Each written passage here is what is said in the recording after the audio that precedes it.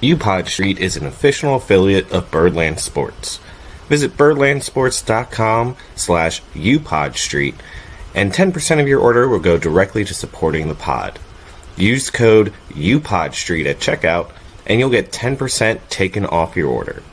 Now sit back, relax, and keep that beer cold, because it's on to UPod Street.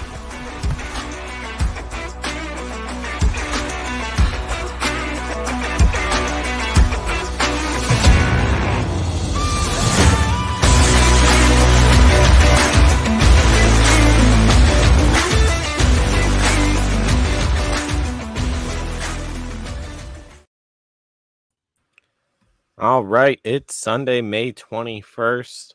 I am Jimmy Horn. I am one of the hosts, and joining me, as always, is Jack Bain. And welcome to UPod Street. Jack, very important question for you today. Do you feel like your house is cleaner than normal? Well, first things first, Jimmy. Happy birthday, man. Well, thank you. First things first. Jeez. Well, you know, what's interesting, here's my interesting fact about my birthday that is relevant to the podcast / the Orioles. First of all, this day 1 year ago, Adley Rutschman was called up to the Orioles on my 30th birthday. So Adley and I share that. We have a very special connection that his anniversary is on my birthday. There you go. Also, fun fact. Do you know who I share a birthday with in Orioles history? It's another catcher. It's another catcher. I'll give you that. Matt Wieters. Yep, Matt Wieters and I Is that for share real? a birthday. So there you go. Good for me. So thank you for that, Jack. For those of you watching, the birthday sign that's behind me is not for me. That's not me being a narcissist. That was for my girlfriend. Her birthday was a couple weeks ago, and we just haven't taken it down. It just works. But yeah, I mean, I got the best birthday present of all today, Jack, when the Orioles swept the Blue Jays, which is why I asked if your house felt a little cleaner, because there was a lot of sweeping going on. I feel like the best team to sweep is always the Toronto Blue Jays. Oh my God, it's just so a good satisfying. feeling. Yeah, it's so satisfying. We're gonna dive into that in a little bit, but I'm in high spirits because the Orioles were able to do that today, as I'm sure all of you are as well. Before we get into all that, Jack, you know what time of the week it is? Sunday. Which means it's time for Notes from Around the League, presented by Jack Bain. What do we got today, Jack? Well, the top 100 prospects list came out recently, and we'll talk more about that. A lot of fun stuff to sift through on that list. Some additions, some graduations, a lot of fun stuff. But as soon as this list comes out, some promotions also happened. The Dodgers called up highly touted prospect Bobby Miller. He is you know what makes me mad about the Dodgers? The Dodgers are like usually very good, and they have been for some time. Won a World Series not that long ago, right? Yet they are always like either 1 or 2 in the farm system, like the Orioles. But the Orioles haven't had that success recently, and it just makes me so mad because I wish to have that level of sustained success in a farm system. Hopefully coming soon. But yeah, Dodgers, great farm system. Yeah, I mean it's loaded, and we'll talk more about that later too. But in addition to Bobby Miller, Gavin Stone with the Los Angeles Dodgers was also recalled to fill out that rotation now of those two, Kershaw, Urias, and whoever else you want. What you're saying is they needed help on what was clearly a struggling rotation. I guess struggling, maybe injured would be a better word. But another cool promotion that happened in the last few days was Bo Naylor was called up to the Cleveland Guardians, brother of Josh Naylor, who's also on the Guardians. Really, really big catching prospect. One of the better ones in the sport. And it's going to be really exciting to see him ball out up there, man. He's been How on the often do radar. we have that happen, by the way, where where brothers play on the same team? Like obviously like the Orioles have the famous Yeah, like Bill Ripken and Cal Ripken, and then I mean the fact that their dad was even on the coaching staff at the same time is I don't think that's yeah, ever happened again ever. But like how often do brothers play on the same team? Because that's literally the only example I can think of. yeah, So that's pretty I, cool in itself. yeah, yeah, no doubt. Like the Gurriels, I mean, they're both in the majors, but they But don't and same. same with the Urias is Mm-hmm. Yep. from his brother, Yeah. but and not on the same team. Yeah.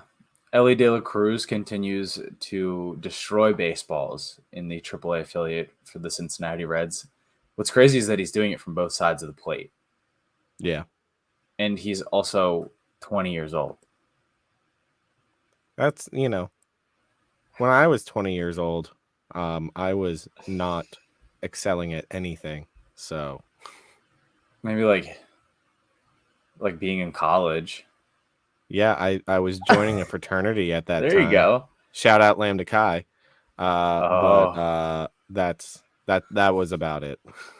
there you go. Well, we'll get more into the prospects later. But we got some standings updates. All right, give him to me.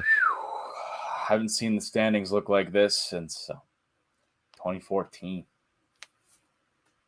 Tampa Bay Rays 34-14 atop the AL East. Slowed down. Only a 2.5 game lead over your Baltimore Orioles, who improved to 31-16. Followed by the New York Yankees, who are playing some good baseball. Luis Severino came back and had a very, very good start for them today against the Cincinnati Reds. Pulled themselves out of the basement of the AL East. It was I Mm-hmm. think last week this time they were still last place. Yeah. Followed by the Boston Red Sox at 26-21, and then the Toronto Blue Jays, who have lost 4 in a row. They are 25-22. In the AL Central, the Minnesota Twins still hold that lead over now the second place Detroit Tigers. Which That's everyone said was just a pushover team, and the fact that the Orioles took what was it, 6 of 7 games from them, it was like, oh, they have an easy schedule. well, listen, the Tigers are still 20-24, and their run differential is -51. So their expected win loss is actually 16-28, believe it or not. So they're winning a lot of games that they probably shouldn't be. But the AL Central, every team in the American League East would be in first in the Well, AL what's Central. wild about the Tigers is isn't there that like crazy stat where like against everyone else they have like a very good win margin, but against the AL East they're like 3-17 or something Yeah, like that. yeah, it's not good. They have a series against the Kansas City Royals coming up this week, so look for a little movement there Oh in the man, AL Central. opportunity to move up. That division is rounded out by the 20-25 Guardians, who are searching for some help. Chicago White Sox still down there in fourth place at 19-29, and the Kansas City Royals round out the division at 14-34. In the AL West, the race is tightening up. The Texas Rangers still hold a 2-game lead over the Houston Astros at 29-17. The Houston Astros are Astros, who are on a 7-game win streak, I believe. 7-game heater. Framber looked really, really good today. Granted, it was against the A's, but still, Framber Valdez Hey, gave him the biz. the it seems to me like the Houston Astros are starting to get over their World Series hangover, which is Yeah. horrifying for everyone. Yeah. Yeah. Hunter Brown has been really big for them. He's one of their rookie pitchers who's came up and made a big impact. The LA Angels now are an over 500 team. This time last week, they were not. So they are 25-23. They start a series against the Red Sox. They're continuing their tour of the AL East. The Mariners at 22-24 are in fourth place, and the A's finally got to that 10th win. Big time. Big time. They are 10-38. I hope when they go to Las Vegas, not too many people gamble on them to win.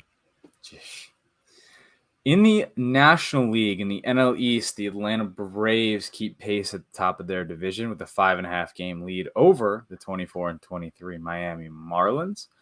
New York Mets have won 4 in a row, starting to turn things around. Kodai Senga looked really good this week, pitching a 8-inning performance while striking out a bunch.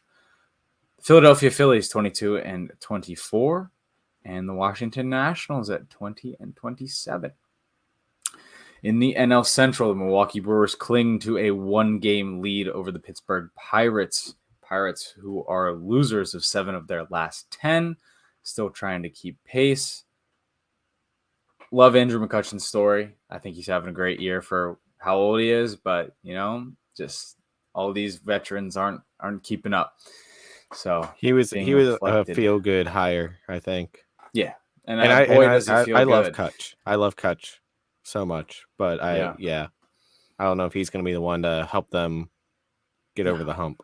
No, they need a couple more arms, and they'll be all the way back. They need O'Neal Cruz back, is what they need. Well, how far out is he? Because he had a significant injury, right? Like he was going to be out for like 3 months or something. Yeah, he broke his wrist. Yeah, he's still a ways away. So what's weird though about the NL Central, 3 teams have a positive plus run differential, and it is not the Milwaukee Brewers who are in first. That is weird. The Milwaukee Brewers, who helped us out today, by the way, by beating the Tampa Bay Rays. Mm-hmm. Thank you, Milwaukee. St. Louis Cardinals 21-27. They have been playing some very, very good baseball as of late. They have won 8 of their last 10 games. Everything's starting to click. I mean, when you have that high like velocity offense, I mean, you need to score. It's got to work at some point. Yes, and I mean, I guess it's working right now. They are unlucky. Their expected record is 26-22, which would be good enough to put them in first place. But sometimes it doesn't roll that way.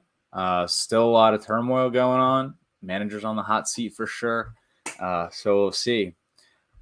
Chicago Cubs at 20-26 recently DFA'd Eric Hosmer. Eric Hosmer, I'm surprised. who we were all convinced Mike Elias would try to pick up in the offseason. Well, I saw something on Twitter, and Brady was saying this too, that people were calling for the Orioles to pick up Eric Hosmer. The answer to that is no. He's washed up. The answer to that is no. I like how like people were responding with just like montages of him trying to play first base. Yeah. And like, Jack, I stopped playing baseball in an organized level when I was 11 years old because I was not good. Fun fact, I was not good. I know that may surprise you looking at my nice physical appearance, right? But no, I was not good at baseball. Even I could look at Eric Hosmer and be like, hey, when you're at first base and you are receiving a ball, maybe don't turn the opposite way and try to catch the ball with your like hand to your back. Like keep your left foot on the inside part of the bag and catch it from third base or shortstop or wherever it's coming from. It was just like I watched that montage. I was like, you're a professional first baseman, and even I know what you're doing is not right. Yeah, at a very intro level, that is not how you play first base. As a first baseman myself for a number of years, I can tell you that Eric Hosmer should not be on a major league ball club moving forward. Yeah, I was surprised anyone picked him up, honestly. Yeah, and especially the Cubs, who just recently called up Matt Mervis, who was one of their top prospects, if not their top prospect. And he's a stud, man. He's a switch hitting first baseman that hits for power. He had a home run. I guess that was earlier this week. He's going to be their first baseman of the future. And they had also selected Trey Mancini, who's a good backup first baseman for them and stuff. So like it didn't really make a whole lot of sense, the whole Hosmer signing, anyways. No, not at all. And Christopher Morel, who was on the Cubs all year last year, kind of had a pretty unfortunate rookie season, but he spent some time down in the minors at the start of this season, came up, and is raking. 100%. Really happy for him. It's a great story. There you Cincinnati go. Reds are in last, 19-27. Need some help Cincinnati just like Reds are in that. last, but hey, they did get their City Connect jerseys. And they are cold. I like Yeah. them. I like them. Yeah, I like that it's I like their little C logo and Yeah. that it says Cincy on the front. It doesn't Yeah. just say Cincinnati. The Um LA Dodgers, top of the NL West. Looking good, man. They're looking good. At 29-19, they have a game and a half lead over the Arizona Diamondbacks, who are 27-20. Diamondbacks been playing some good ball. Corbin Carroll hit a home run today. It's good stuff. San Francisco Giants, 22-24 in third. Padres still underperforming. Manny Machado came back positive with a broken hand, I believe. it was some sort of like fracture in one of the bones in his hand. Like Yeah. it wasn't like as serious enough to be like, yeah, that's a broken hand, but there was a fracture in there somewhere. Yeah. And you never hope that guys get hurt, especially, when they break something or fracture something. But Manny Machado could use some time off. Kind of collect his thoughts, just get back right with the mind. He'll come back after his injury, and he'll help the struggling Padres, who are having a rough go of it. But they have a series against the Nationals coming up. They can turn it around. Yep, Colorado who knows? Rockies, 19-28, which will Yeah, round the out. Colorado Rockies, who I believe today got rocked by the Texas Rangers. Yes, correct. I saw a lot of like MLB postings of like, oh wow, like look how good the Rangers are. They just destroyed the Rockies. And I was Yeah. like, well, I mean, it is the Rockies.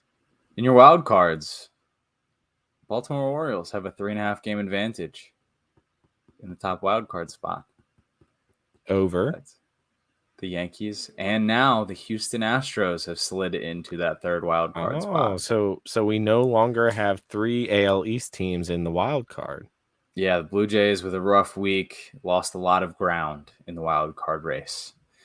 And that's going to be something we talk about a little bit later about how big was this series Yeah, moving forward. Well, how's the wild card look in the NL? much tighter than the one in the AL. Diamondbacks have a 3 game advantage at the top spot, followed by the Pirates, and then the Marlins and the Mets are tied. Ooh, Tied Mets on Mets May making a 21st. comeback. Mets have won 4 in a row, man. Hey, I look don't think out. they're going to win that division even close, but see how they do. They're a very good wild card team. They strike me as a very good wild card team. A lot of heavy hitters in the front end of that rotation that could really carry you through a best of 3 series. All And right. yeah, Well, does that round out your notes from around the league? it does. It does. Let's get into some Baltimore ball. Yeah, so I left our notes on the games pretty vague, pretty short because I think we have a lot of stuff to talk about that we've kind of Mm-hmm. hinted at already. But let's start with our series that came at the beginning of last week against the LA Angels.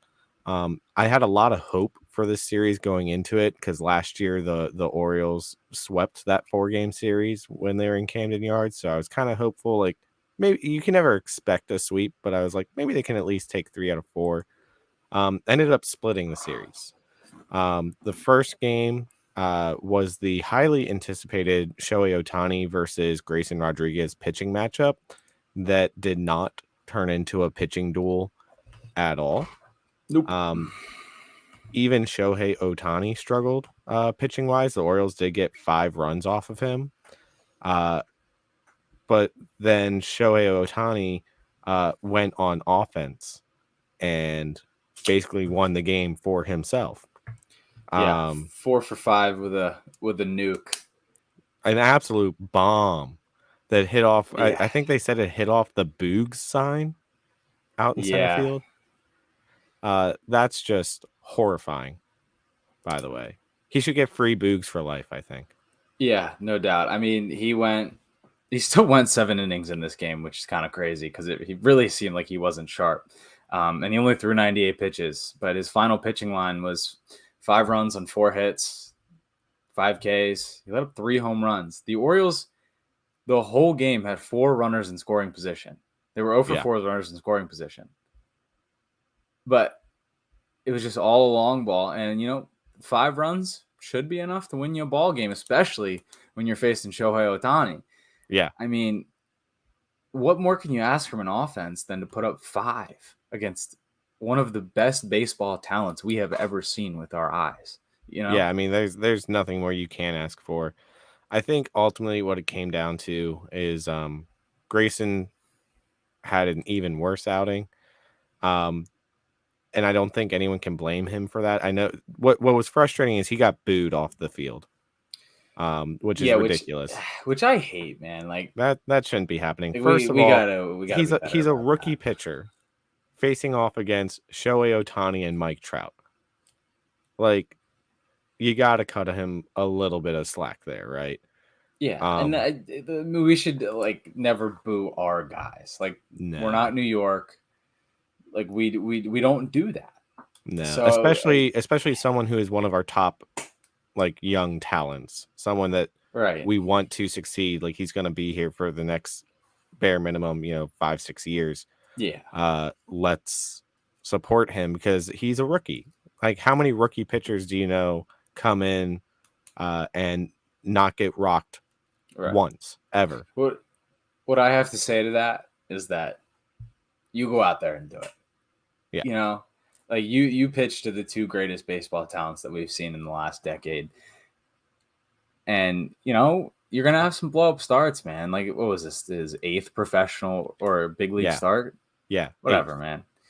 His final line was 3 1/3, 8 earned. It's not great. That The would be the the something that is not good. the best thing that's going to happen for Grayson out of this is that he's going to take it as a learning experience. I think Yeah, he's got the talent. I think the Orioles coaching staff knows how to handle this to pull him aside and be like, all right, so maybe when you're going against Shohei Ohtani and you have him in like a 3-2 count, don't put a fastball right in the middle of the plate. yeah, Um, and that's, I mean, he's just going to learn from it. Uh, and I heard a couple other podcasts talking about it this week, Jack. As the Orioles continue to get better, as they continue to be good, there's going to be a lot more fans coming out that are more casual fans of the game. yeah. Um, and so you're going to get people that aren't paying attention to that sort of stuff, aren't Right, sitting there thinking, "Hey, this is Grayson Rodriguez, one of our top young talents. Let's support him and not boo him." They're just looking at the score and saying, "Let's boo him." right. Um, And shocker, he bounced back, which we'll talk about a little bit later. we will. So that was a disappointing game to watch. Orioles ended up losing 5-9 to Shohei Ohtani and other people, basically. Um, Orioles did bounce back in a big way, though. Game 2, Tuesday night. I was there. You did not make it out, unfortunately. No, Uh, but it was a fun game. I would say that this was one of the few games that I've watched this year where I kind of felt comfortable the whole time. mhm. Didn't think that the Angels were going to come back as the Orioles, hit a couple bombs. Um, it was a good time. It was just like a fun game for me. Ryan Mountcastle had a nuke, which was great. I sat for the first time, by the way, Jack. This is the first time I've ever done this. I had tickets right by the net that was by the ball girl. Mhm. So it's kind of fun to like talk to the ball girl and she like would interact with us and whatnot. And we had a lot of kids around us, so I had fun the whole game. Like even like not paying attention to the game necessarily, I had a lot of fun. Like anytime a ball came over to her, I'd be like, "Oh, get this kid over here!" Like trying to get kids balls from the ball girl. That was fun in its own There you sense. go. On the field, like you alluded to, the Orioles had some fun on offense, man. Oh yeah. Ryan O'Hearn with a home run to start off a big week for him. And then, like Mm-hmm. you said, Mountcastle with another big 2-run home run. And then Dean Kramer, he had a pretty good outing. Five and The two dean was thirds, in. 5 2/3, 6 hits, 3 earned. Didn't walk anybody, which is huge. And then 4 Ks. He did surrender one home run in the outing to Mickey Moniak, which it's like a failed. He's just a failed prospect, which whatever. But yeah, held Mike Trout to an 0 for 4, held Otani to a 0 for 4. all around pretty good And pitching I think masterpiece. that he struck out Trout like at least once. There was a couple big moments where Trout struck out during that game that was really exciting Yeah, to and see in then person too. It's weird. Ciano. It's really weird with Mike Trout and Otani. By the way, like I don't know if you feel this way, Jack. Because like I go to watch the Angel games. Like I went to 2 of them last year. I went to 1 this year Mhm. because I want to see Trout and Otani. But Right, it's as like one weird does. because like they're so likable that I don't want them to do bad, but at the same time I want the Orioles to win. So Right, I need Otani and Trout to do bad. right, right. Another big takeaway from this game: Ciano Perez looked really good. Two He did. scoreless, He did. two He was scoreless, two very no hit. fired up on that mound. Yep. And then Yenier Cano, did his thing. One Did inning, his one thing. K. Yeah. He's And so yeah, good. that's about it. All around a good win. Not a ton of like outstanding hitting performances. I mean, Ryan Mountcastle came off the bench where, Ryan O'Hearn started the game at DH and then Mountcastle came in and got 2 hits, one of them being a home run. So what else, what else can you I ask think I for from saw your something. pinch It was hitter? like the first time since like it might have been ever. But I think it like 1901 is the year that's coming to my mind or something, where 2 different players that were in the 9-hole spot hit home runs in the same game. Mm-hmm. So there's that fun fact for you. Yeah, I think probably one of the bigger things is that the Orioles were pretty good with runners in scoring position, 3 for 7, which Which as has of been our late, biggest really, yeah, complaint recently. So yeah. it was nice of them So to wake up. there you go.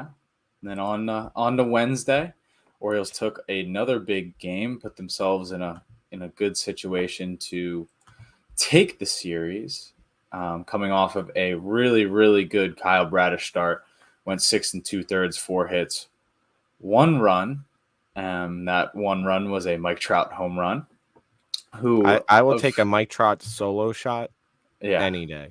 and of course, this is the series where Mike Trout kind of started to snap out of his slump that he was in. Oh So yeah. well, you take like you said, you'll take that one solo shot in your Well, that's all outing, they're gonna get. Felix and the Bautista looked great in the save, by the way. yeah, he did. Yeah, he did. The whole bullpen looked good, and Struck out 9, Otani for the win, right? Otani was the last out for I that, right? believe so.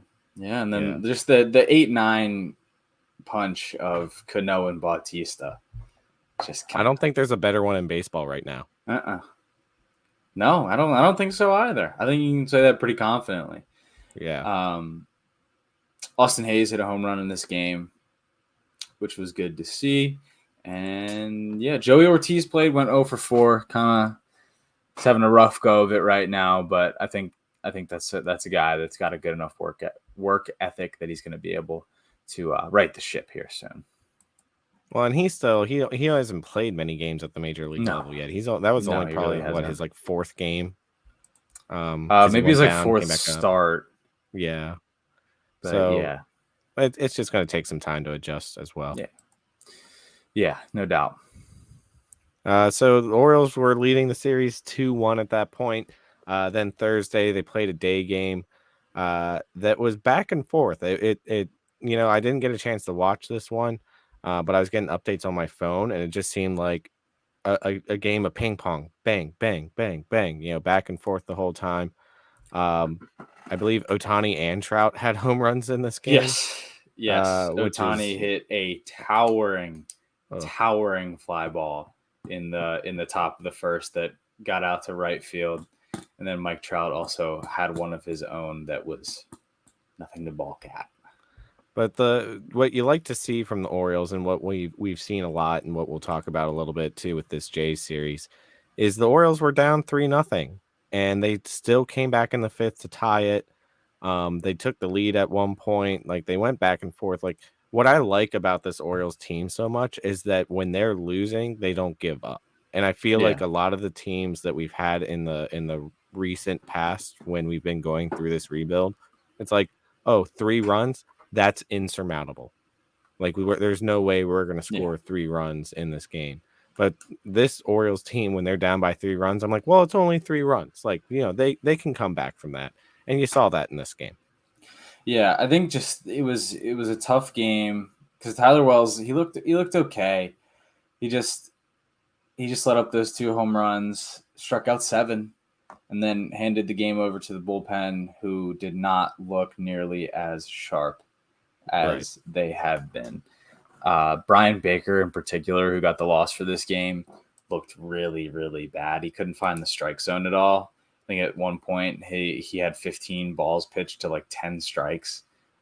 He walked 2 guys and then was charged with 2 earned runs after Austin Voth came in and was charged with a blown save. And then Danny Colum came in and actually looked really good and was able to clean up the mess, but the damage had already been done.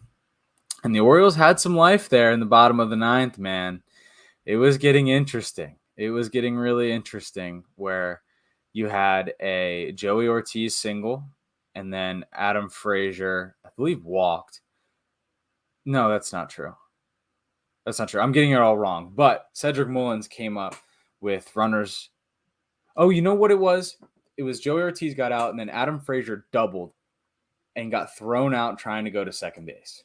Ah, That's what it was. That's what it was. And the air just fell out of the yeah. rally. Base running blunders, and I don't know how much of a blunder that was, but they take so much out of your team, and we saw that with the Rays this week. Like the Rays made a couple base running errors, and then they just fell flat, like right when that stuff would Yeah. happen. Um, Yeah. so So, so it's so hard to come back from a base running error. yeah. So Adam Frazier gets thrown out a second. And then Austin Hayes, who was 3 for 4 on the day, gets pinch hit for none other than Cedric Mullins. And Mullins comes up and rips a double in the right center gap. He's on second. Stadium's back up. Stadium's back to life. Rutschman walks. We got first and second with 2 outs. Then Mountcastle comes up and looks at 3 pitches and ends the game on a looking strikeout. Oh, that's the worst way to strike out. Yeah. Three pitches that you don't swing at. No, thank you. And to boot, it was field trip day at the yard. Yeah, they had what 9,000 kids. 9,000. I think the game was mostly sold out. I think it was like 31,000 in the stadium or something though. Yeah. For Yeah, it was. a 12 o'clock game on Thursday. Yep. Not bad. Yeah, That's a positive. People are coming back to the park. So we split with the do you have Angels. any big takeaways from this game, Jack? From this game, Or from the series? From the series, honestly, my one takeaway is probably that the Angels are kind of real. Other than like in past years, they've gotten off to hot starts and then just kind of implode on themselves. I think this lineup from top to bottom is a lot more solid than it's been in previous years. They're getting a lot of production out of guys like Gio Urshela and Brandon Drury. So I think that the Angels are better than they were before. So I think the outcome of this series is fine, especially when Shohei Ohtani pitched and Mike Trout started to heat back up, along with production from those guys that I just alluded to. So I think splitting with the Angels is fine. It's a lot of games in a row for sure. Just think the bullpen wasn't as sharp as it usually is, and that just kind of showed. Yeah, no, I agree with that. I was going to say the same thing. I think the Angels, while still not like spectacular, like they're not going to go on a run like the Rays went on for the start of the season. Yeah. They're definitely like they're certainly not pushovers, right? Right. And for the bullpen, I think what we saw both in this series and in the Jays series, we are using our bullpen a lot. That's the tough thing about not having an ace to come in and just automatically take on 7 or 8 innings, that sort of thing. And so it's tough because you had 2 games that Cano pitched right in a row. You had a game that Felix had just pitched in, and then there was a night game, and then you're going to like a 12:30 day game, and you need to give those pitchers that you want to use most often because they're the best guys in your bullpen. You want to give them a rest because you've used them so much. It seems like a constant storyline of like, well, today Felix Bautista probably not available because he just pitched in 2 straight games or 3 straight games and things like that. And that's kind of what is going to be tough for this team going down the road is, and I don't disagree when Hyde rests those guys. I mean, you have to give them rest. Um, I think that's what's going to be tough for this team going down the road is the longevity of that bullpen and being able to get your best guys in as often as you can without overusing them. Right. And I think that partially comes down to like starting pitching and whatnot, and maybe sometimes a little bit of the offense, right? Like if the offense had better numbers with runners in scoring positions, maybe you don't need to bring in your Yeah. closer. Maybe you don't need to bring in Cano. Maybe that's where you Exactly. could bring in Austin Voth and stuff like that. So that's kind of my big takeaway from it. The series was there for the taking. We didn't take it, and I think it kind of came down to the bullpen and possibly some overusage of the bullpen. That is not a manager's overusage of the bullpen. It's just that's how the games are going. Yeah, that's just the way it shook out. What did you think, by the way, of the storyline that came out that apparently after the Thursday night game when Shohei Ohtani struck out to Felix Bautista to end the game, apparently Ohtani was waiting by the Orioles locker room to talk to Felix Bautista, where he said, "Hey man, you got me. Will you sign the ball that you struck me out with?" Yeah, I mean that's cool. I wouldn't like look into anything, but it's cool. It's a cool gesture. Would you look into the fact that after he said that, he said Baltimore seems like a nice place? I still don't think that's something to look into, but No, I agree. I think a lot of people and I think people are doing it half jokingly, like all the pictures yeah, they're posting of Ohtani in like Orioles uniforms and whatnot, like, oh wow, look, see, he's saying he's coming to Baltimore now. Basically, he said it's a nice place. I think it's a lot of it is in jest. Um, I would love for it to happen, but at the end of the day, they're talking about Ohtani being offered like $600 million contracts, like he will get over half a north of $1 billion yeah, contracts. he will get And if the north of Angelo half a family has billion. taught us anything, they are not willing to spend that. Yeah, no, we're not gonna see Shohei Ohtani in an Orioles uniform at all. So Not even, and I hope it's going against like everything I'd love to see. I hope the Orioles do not trade away the franchise just to get a no, 2-month rental out of him for I the don't end of the think. season. No, I don't think that'll happen. No. Someone will do that, and that Right. team will be in bad shape come next year because they will have Yeah. given up all their prospects and probably a couple good guys that are in the majors right now. Yeah, no doubt. The Um, business trip north of the border. yeah, our international relations, if you will, going up to Canada to play those Bluebirds. First of all, what a great series. Yeah, no Uh, doubt.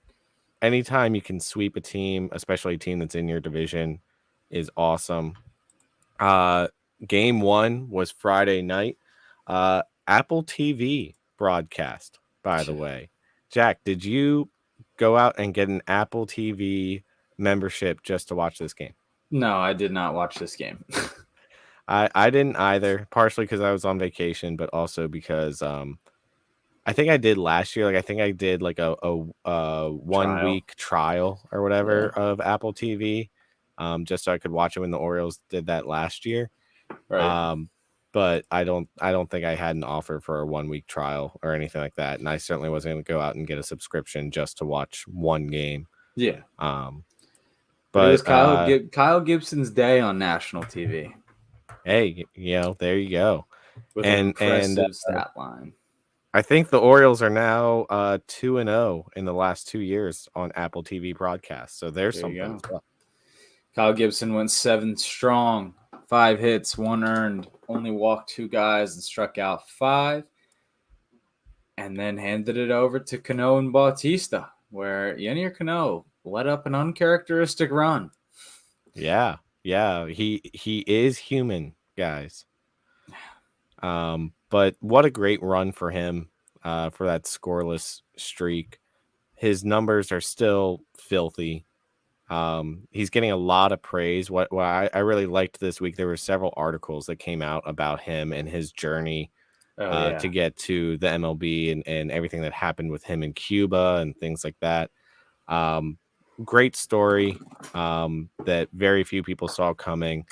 Um, he gave up 1 run, but guess what? The Orioles still won 6-2. So you know what? That 1 run was unconsequential, inconsequential, whatever the Mm, word is. so But what? you know, you had 3 home runs in this game. Mountcastle, Santander, and Frazier. You always love the fact that Ryan Mountcastle owns Toronto. He Yeah. is the Mountie. Um, Great time. Yeah. I saw this matchup coming in, and the Blue Jays are having a lot of starting pitching trouble. So when you see a guy on the slate for game one, in Yusei Kikuchi, who's got a 4 ERA and really hasn't been going too deep into games, regardless of his 5-1 record. I just think that like this is a game where you just really need to take care of business, start the series off strong, and that's exactly what they did. They got to the starter early, and the Blue Jays bullpen wasn't as sharp as it usually is, and yeah, I look at this game and it's like, wow, the Baltimore Orioles played a really good game of baseball. Oh yeah. And how about Adam Frazier? By the way, I believe his home run in this has him now tied with how many home runs he had all of last year. No, Um, this was his fifth. He only had three last year. oh, so he's already passed. Oh yeah. Well, this is, I know a lot of people. We even said on the show, we were like, just why? And I think part of that is because we know we have so many prospects that have a pretty high ceiling. But I think it's a good storyline that Adam Frazier was due for a bounce back season, and he's getting it. And I think he has a lot of valuable um, insight and experience that he can bring this to this team, and the fact that he's performing well on top of that. Because like last year with Odor, we had all the vibes, right? We had the veteran experience to like help coach guys, but we Mm. didn't have the performance on the field. And Yeah. Adam Frazier is performing, I would say, halfway decent at least. Yeah, and I will say his numbers are better than last year. So he's got a 250 average with a 742 OPS. He's got 5 home runs and 18 driven in. Honestly, I think this is way more than anybody thought we were going to get out of Adam Frazier. So the fact that he's got one, a batting average that's higher, two, he's getting on base more than he did last year, and then he's already hit more home runs than he did last year too. And I So think I tweeted out at one point this week being like, it might have been 2 weeks ago, but I was just like, I don't know the numbers off the top of my head, but it feels to me like Rugned, like this is a big jump over what we were getting from Rugnet Odor.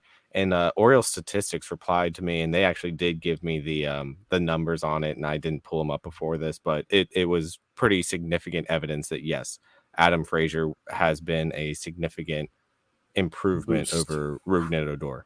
Mm-hmm. Yeah, no doubt. Game two was a pretty crazy game where the Orioles at one point were down 5-2 in this game. And then, wouldn't you know it, in the eighth inning, everyone who expected this, I give you props. The hero was Ryan O'Hearn, who hit a 3-run home run to tie it. Orioles would win in the 10th inning. Felix Bautista had 2 dominant innings to not only get a save, but get a win. I think anytime you strike out 5 of the 6 guys you face, that's pretty good. And I didn't watch it again. I was on vacation, but they were saying on the radio broadcast today that Felix struck everyone out in that 9th inning just using fastballs, Yep. which is absurd. When your fastball is that good, you're just being like, you know what? This is as hard as I can throw it. Catch up. He was home trucking and firing. I think another big headline out of this game was Alek Manoah. Yeah. Chirping. So, well, one, chirping, but two, top of the 6th, manager Oh, comes yeah. out, and the manager doesn't realize that it was his second mound visit. So not So only did he come out where it seemed like he had a I watched the video of it. It seemed like he had a long discussion with Manoah where Manoah was convincing him to stay in the game. yeah, well, I mean, I'm sure that he could have finished out that inning, but yeah, he was forced to take him out. Because the manager started to walk away and the ump said, no, no, no, no, no. Yeah, If you're here, like, it's good he has work to be on the ump's taken out. part. So yeah, Manoah went 5 2/3, 2 earned, 1 home run. ERA is now at 5.15. So tough year for Alek Manoah, man. So far, I think he's just struggling with the pitch timer, Mm-hmm. and honestly, his conditioning just doesn't seem like it's up to speed with where it needs to be. Well, that is one thing because the little that I know about Alek Manoah is just like when we would play him, he really dragged games along. Yeah, He took a lot of time in between pitches, and I think that was his mind game was getting batters to just stand there and wait until he was ready to throw the ball, and now he can't do that. So I think you're right. I think that pitch timer is taking a large toll on Manoah. yeah. And then Grayson Rodriguez, like we said, had a bounce back start. 5 innings, 2 earned, 6 Ks. Just let up another untimely home run, which unfortunately made his outing look a lot worse than what it was. It was 4 hits scattered across 5 innings. And he did it in 91 pitches. I thought it was fun, and that's why we don't boo our guys because Yeah, they're gonna come yeah. back and be better. And even that 2-run home run that he gave up, the best veteran pitchers out there give up 2-run home runs. Right. It happens. It Yeah. happens. But no, I agree with you. I think that was a great bounce back for Grayson. And he's going to be like this all year. I think we should all expect that Grayson Rodriguez is going to have some really bad games and then he's going to have some really good games because that's just part of being a rookie pitcher, especially in the AL East. Yeah. How about Ryan O'Hearn getting real fired up around the bases? Oh, did you see that bat flip? It's electric. Oh, Love it. I thought that bat must have like bounced all the way into the Orioles dugout or something. That was a great bat flip. Which Love it. anytime the Blue Jays who love their bat flips in their home parks, anytime you can do that against the Blue Jays in Toronto is just beautiful. Love it. And then today, a game where going into it, both Felix Bautista and Yannier Cano were likely to not be available because of their recent usage. So going back to what we talked about in that Angel series, used your best guys to get a win, but then now they're not available. So you kind of went into this wondering how is this going to work out. And it was a pretty good pitcher's duel throughout. Dean Kremer pitched pretty well. What was his stat line, Jack? Kramer's final stat line was 5 1/3, 9 hits, 1 earned, 7 Ks. And So his I think his biggest flaw that they were talking about was he was getting some deep counts. He wasn't putting guys away. I mean, anytime you give up 9 hits but only 1 run, yeah. hey, I'll take that. The Orioles were getting a lot of double plays, which is pretty on brand for them. I believe they still lead the league in double plays. So is Ciano Perez back? I'm beginning to ask that myself because he's had the past 2 weeks, it seems like Ciano Perez has looked like the Ciano Perez of last year. Yeah. He just I think seems more comfortable now, man. I think what we're seeing from this whole bullpen is that guys are getting hot at different times. And it's almost like batting when guys will slump and stuff like that, and other guys on the team will pick up for their slump. I almost feel like we're getting that from the bullpen. Because remember, Brian Baker at the start of the season was awesome. And it seems like he's been struggling recently. Mike Baumann started off the season great. And then he's been struggling recently. Although he did come in the 10th inning in this game to help get the win. Yeah, he looked great today. He did look great today. But I just feel like that's what's going on with our bullpen is we have a lot of guys that are getting hot at different times. Also notably, Jack, we did have our first appearance of Michael Givens today. Came back off the IL. Yeah. Or did he Unfortunately, he come did give back? up a tying run in the 8th inning. I believe it was. It was the 7th or 8th inning. So he didn't look super sharp, but it is his first game back after, missing the first almost 2 months of the season. Yeah, Um, but that was exciting. The corresponding move was, I believe, was it it's Cole Gillespie? Irvin. It's Cole Irvin. Oh, that's right. Cole Irvin had got sent down because they brought Cole Irvin up when they sent down Gillespie. So yeah, Cole Irvin went back down. But I mean, story of the day is Cedric Mullins 5 hits. I mean, is there anyone hotter in baseball right now than Cedric Mullins? No, absolutely not. And I mean, if he continues to stay this hot, man. It's really exciting to see. He had a 5-hit game, which by the way was the third 5-hit game for an Orioles player this year. Jack, do you know the other two? Mountcastle. Nope. You know 5 hits? Nope. Yeah, I don't know. It was Adley Rutschman on opening day Right. in Boston, and then it was Austin Hayes the game after that. That's right. They both had 5-hit games, and then we hadn't had one since. Cedric Mullins is just, I mean, you can't escape him. Yeah. You can't, which, although, by the way, did you see that video of AJ meeting Cedric Mullins where he signed his USA jersey for him? Yeah. And Dude, he that's put on really there, cool, "You man. can't escape me." Yeah, that whole game was really cool. The fact that he Yeah. hit a home run in it. How big, Jack, would you say sweeping Toronto is in mid-May? Yeah, I mean, it's huge. It's really big. I mean, like other than winning 3 games in a row, which you want to do any time of the year, just like it's a big statement game. Games against the Blue Jays. If I'm not mistaken, this is our first series against the Jays, right? Yep. Yeah. First time I played So them this year. coming out and stomping them in Toronto on a weekend series, no less. There was some big crowds there in Toronto.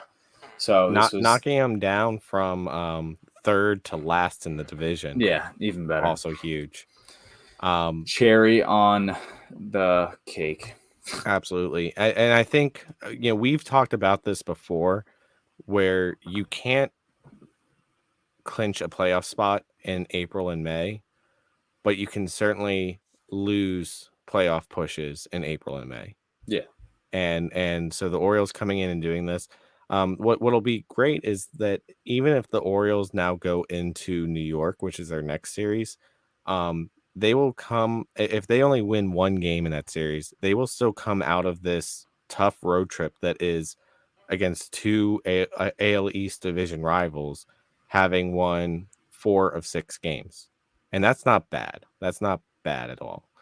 So they put themselves in a really good position to have a decent road trip. Also, Jack, I'm going to ask you an obvious question here, but would you say the Blue Jays are now the villain of the AL East? Oh yeah. I mean, the Yankees will always be, the villain, but What did you think, by the way, of the series before that, where the Yankees were playing the Blue Jays, and the stuff they had going on there, where first the Blue Jays announcers were going after Aaron Judge, who like looked away as he was like yeah. right before he hit a home run, and they were like accusing him of cheating. Which he did have a lame excuse. He's like, "Oh, I just wanted to see who in our dugout was chirping," but people were chirping because the Blue Jays pitcher was tipping his pitches. Like he wasn't Yeah. cheating. The Blue Jays pitcher was tipping his pitches. Don't lie about it. Just be like, "Yeah, he was tipping his pitches." Yeah, no, I agree for sure. It's But just then, what's his name? Hermaine. How do you pronounce his name? The Yankees pitcher, Domingo Herman. Herman. Thank you. It looks like German. That's the way his name is That's how spelled, but it's I never know how spelled. to Yeah. pronounce it.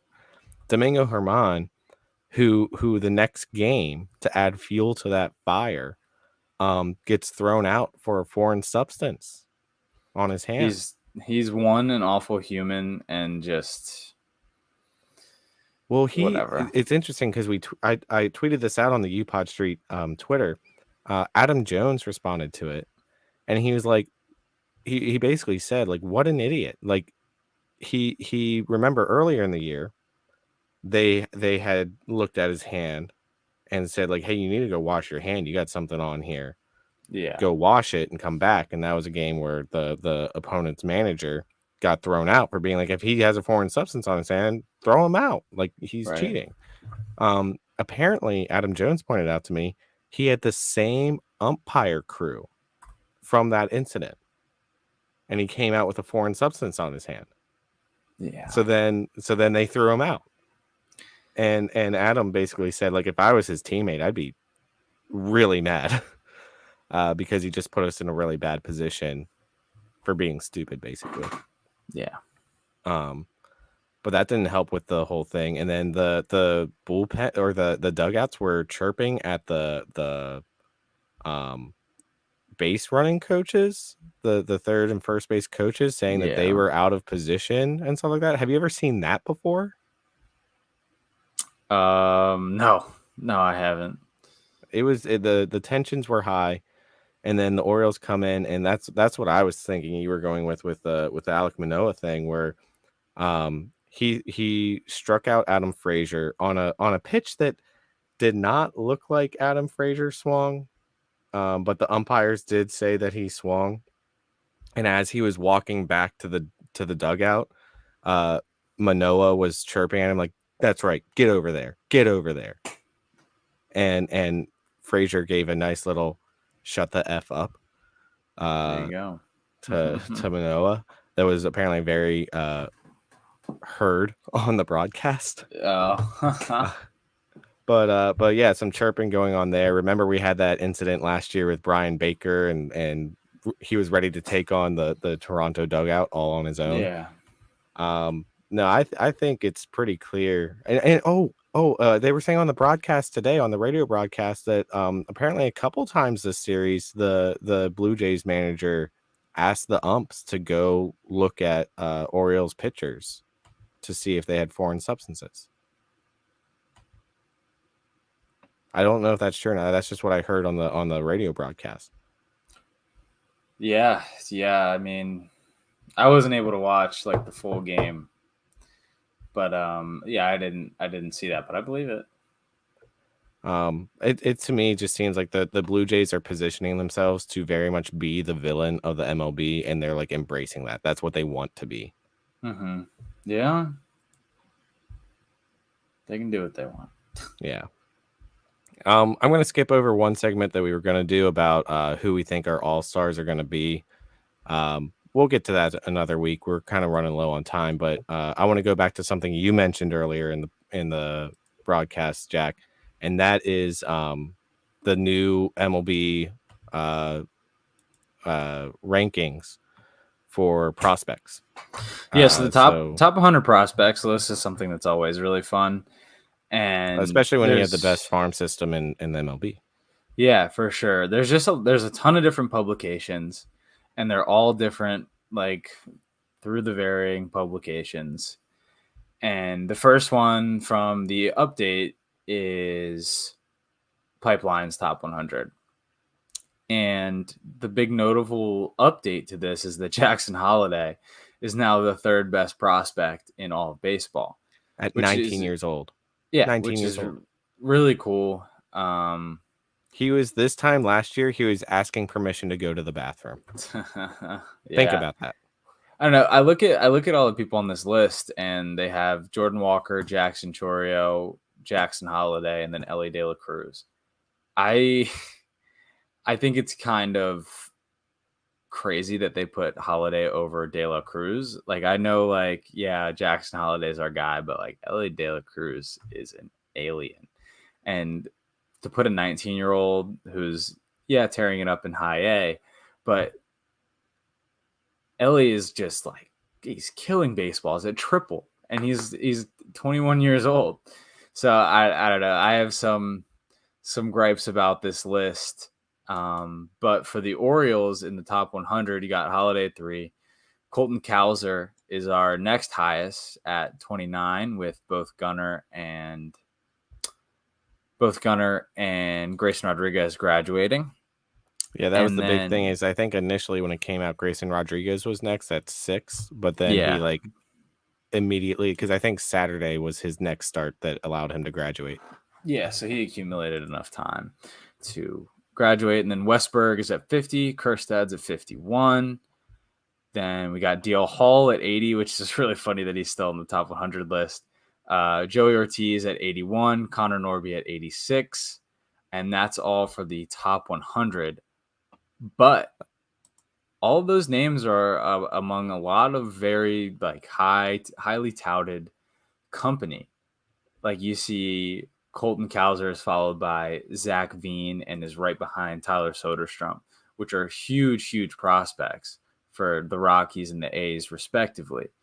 And then like Westberg's right behind Owen White of the Texas Rangers, who's having an incredible start. And then Max Meyer, who is having some trouble, is like right behind Kerstad from the Miami Marlins. So I think the fact that the Orioles have this many guys on the top 100 is great, is awesome. And there's just the only way is up from here, right? Like you got this many guys in the top 100, like you're gonna see guys continue to go up. Yeah, I had a couple like small takeaways from this. It's obviously like a big thing, and we've talked about, something's going to give at some point. People are going to be traded to help improve this ball club, whether it be trade to make way for these prospects to come up or trade away prospects to get MLB players. But there's some like really cool. What I like about the prospect rankings is that you can get a lot of really cool headlines out of it, like the fact that Heston Kjerstad moved up 16 spots, which I think was like the fifth highest jump in the prospect rankings or something like Mm, that. He was up there as far as having one of the biggest jumps. Colton Cowser, unfortunately, is day to day right now with, I think, quad tightness, they said. So he was raking, got yet another minor league player of the week honors.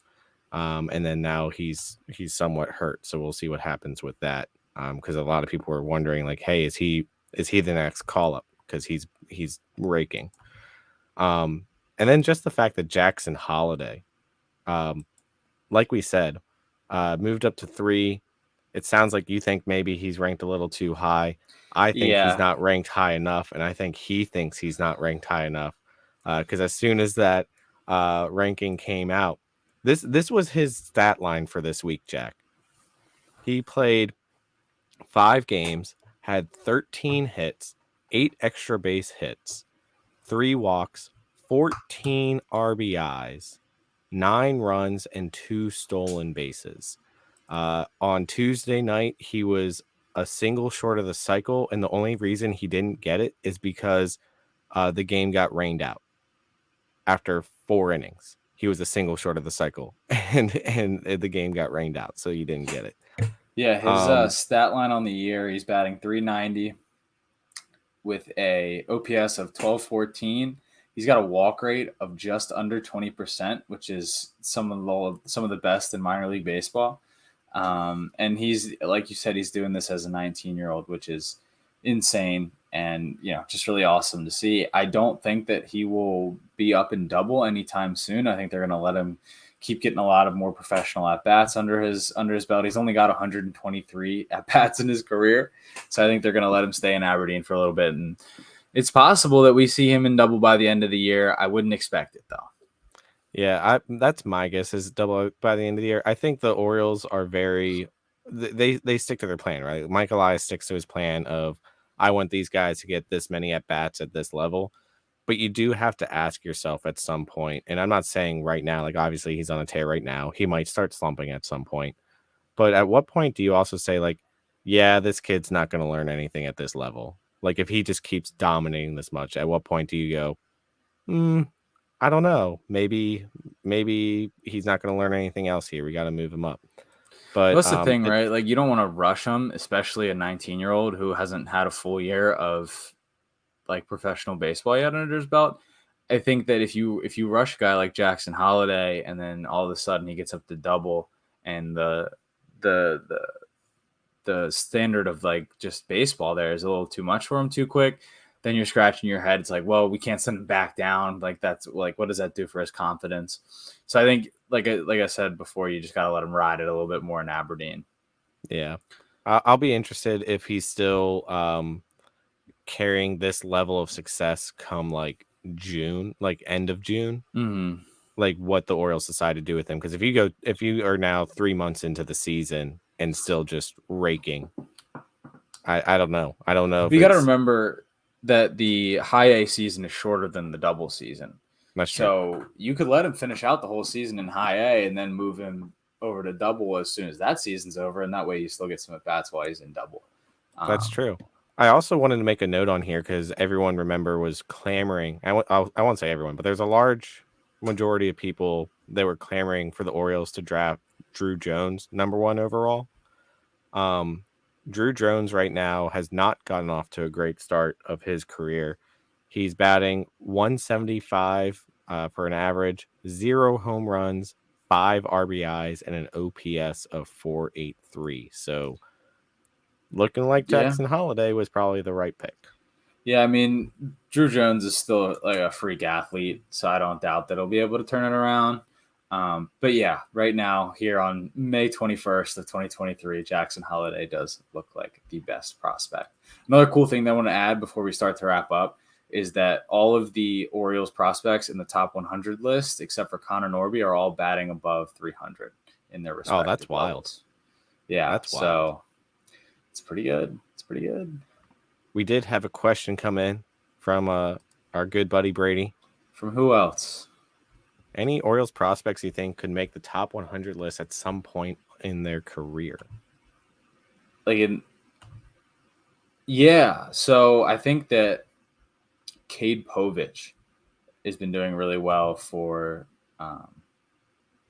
Bowie, Yeah. and he is definitely a candidate to crack the top He was 30. part of the Jorge Lopez trade, right?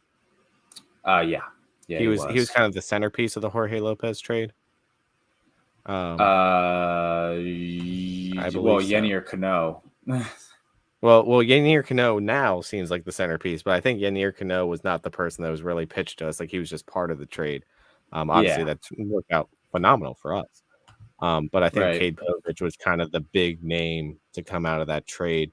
Um, yeah, I hear his name a lot coming out of Double A, so I agree with that. I think he could crack the top 100.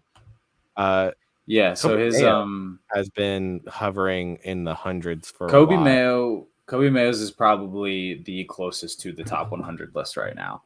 Yeah, so I could As see far as him making the Orioles top prospects 100. go. But Cade Povich's numbers this year, he's got 30 innings under his belt, 3.82 ERA. But as of late, he's been really, really good. He struck out 48 guys this year to 13 walks, and he's got a whip of just over 1. Opponents are only hitting 219 against him, which is is really good. He's just having some unlucky batted ball. Some unlucky batted balls just kind of falling in for him, which is shooting the ERA up. So yeah, I definitely think that Cade Povich is got a lot of potential to him. Left-handed starter who's been doing really well for Bowie recently. Yeah, there we go. A lot of positive news when we look down on the farm, and that's always exciting, especially when we're seeing success now. I think Yeah, it was Ben Verlander this week posted something about Jackson Holiday, and he said this Orioles team is for real right now, and they are looking like they are going to dominate the MLB for many years to come. yeah, And no anytime you doubt. have a national voice saying that about the Orioles, it's really exciting. Right, right. Uh, Jack, before we look forward to the week, just want to get in once again our Splash Zone Twitter podcast meetup is going to be on Tuesday, May 30th. Again, sections 96 and 98. Those are the $10 bleacher seats. We do have confirmation that O's Cards giveaway will be there. So maybe if you come visit us, you might get a card given to you by O's Cards giveaway, which would be really cool. Again, the theme is water attire. I think goggles, snorkels, floaties, Hawaiian shirts, all that fun stuff.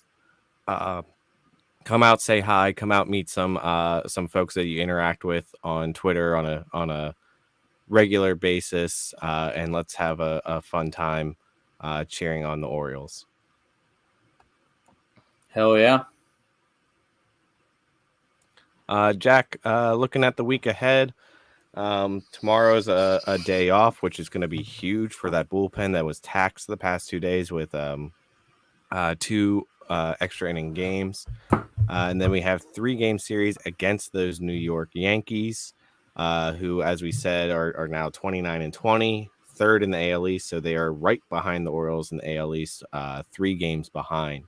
So could be a really important series to gain some ground, get some space between us and the Yankees. And then we have a 3-game weekend series against the Texas Rangers, who, like we said, are surging. They've won 7 of their last 10. They're 29-17 atop of their division. So even though we're kind of riding a high right here, we are not out of the gauntlet yet. No, we are certainly not. Yankees are playing some good baseball right now. I think anytime you have to go to New York to play any baseball games, it's kind of a challenge. But confidence level is still the same as it was last week about what the Orioles are doing right now. And then got a ton of stuff going on this coming weekend for that series against Texas. We're debuting the City Connects on Friday, which is awesome. So we'll see what they actually look like. Big reveals coming tomorrow. So fingers crossed. I think the bar of expectation is pretty low. Yeah. So it could people might be okay with it because our expectation bar with that leak is so low right now. Yeah. Who knows? Who knows? I do want to let folks know that I got a message right before this that Birdland Sports is going to be coming out with their own version of a City Connect. They sent me some pictures of what it's going to look like. That's going to drop on Tuesday. So if you don't like the City Connects that do come out and you want to get a differently designed one, check that out. Link is down below, birdlandsports.com/UPodStreet. Use code UPodStreet at checkout for 10% off your order.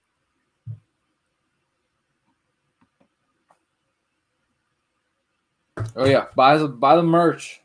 Yeah, buy the merch. Buy the merch. It's a really comfy shirt and it makes my biceps look really good. So you should get one yourself. If you want your biceps to look good, get the merch. That's the message from Jack Bain. Use code UPodStreet, baby. All right. Well, Jack, anything else you'd like to say before we close this out? We went a little long this week, but I think we had a lot of exciting things to talk about. Yeah, Jimmy, happy birthday again, man. Hope you had a good time this weekend. And shout out to everybody that is graduating in either yesterday or coming up in the next couple weeks. So that's a shout out. I got so many family members, and my girlfriend graduated yesterday. Shout out Hannah. Good work. And then congratulations to Hannah. Yeah. Then got a couple coming up here in the next few weeks. So busy stuff, but happy to be here. Gonna make for a great summer, and what better way to celebrate than Orioles baseball? Keep the beers cold, baby. Keep those beers cold. We'll see everyone next week. As always, go O's. Thank you, everybody. You've been listening to UPod Street, an Orioles podcast by fans for fans. UPod Street is an official Birdland Sports affiliate. Directly support the pod by purchasing UPod Street or other Orioles merchandise using the link birdlandsports.com/UPod Street. Get 10% off your order when you use the code UPod Street. Follow us on Twitter @UPod Street and @JackBain20. UPod Street is also on Facebook and YouTube, and you can listen to the show on all major podcast platforms, including Apple Podcasts, Amazon Music, and Spotify. On whatever platform you listen, please subscribe, rate the pod, and leave a review. If you leave a review, we may even read it on the show. We'll see you next week, and of course, let's go O's.